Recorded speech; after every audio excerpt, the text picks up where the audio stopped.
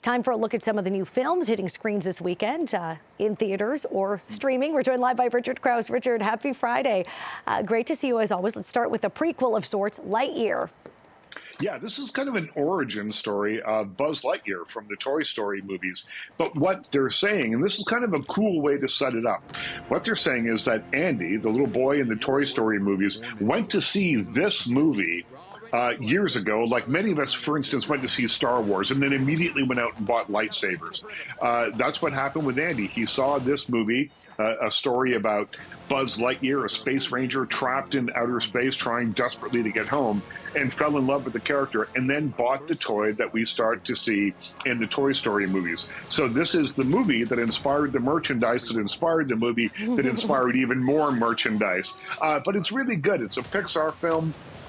So you know the animation is going to be top-notch. There are some exciting action sequences. This is a science fiction action movie after all. But there's also those patented, poignant Pixar moments that'll bring a little tear to your eye. I never thought that I would think that that phrase to infinity and beyond would bring an emotional response out in me, but it did.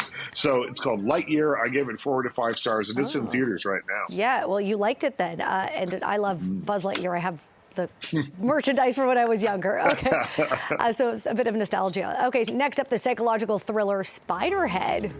Yeah, this stars Chris Hemsworth and Miles Teller. Chris Hemsworth plays a pharmaceutical giant who runs Spiderhead, a penal colony in the middle of nowhere where prisoners are transferred and when they agree to have tests done on them with these mind and mood altering drugs that Chris Hemsworth's company has created. What they don't really know when they go there is that, yeah, you might not survive the trials. Sometimes things go a little off course, and that these are very highly experimental. And so there's a lot of really cool ideas in here about freedom of choice and how that can be manipulated. There's also some good performances here from Miles Teller. Everybody loves him again after Top Gun Maverick. Chris Hemsworth, of course, is Thor, and he hands in a really nice performance here.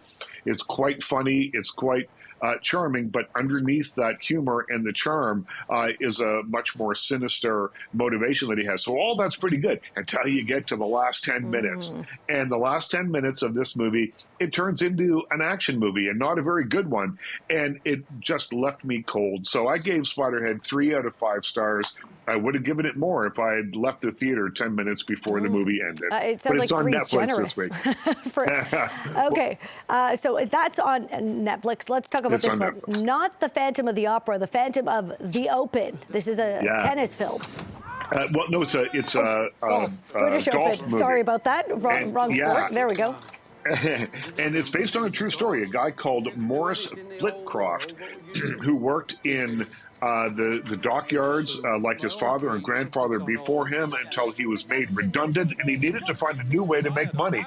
He'd always been a dreamer, always wanted to chase his dream of playing golf. Now, he'd never hit a golf ball, never played golf, but he thought he can learn this, and he said it's called the British Open because clearly it's open to everyone. So he gets there, talks his way into the British Open, and then shoots the absolute worst round of golf ever seen in the 162-year history of the British Open. But he becomes a touchstone of sorts, a British hero, a folk hero, because he followed his dreams and he tried to make something happen for himself.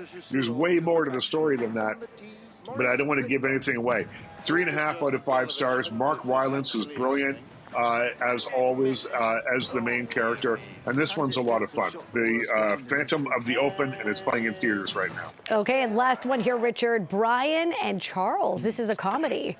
Yeah, it is. It's quirky. I think quirky. It's like 3 times quirkier than most other quirky comedies. Brian and Charles. Brian is an inventor living in rural Wales. Charles is a robot that he builds to keep him company.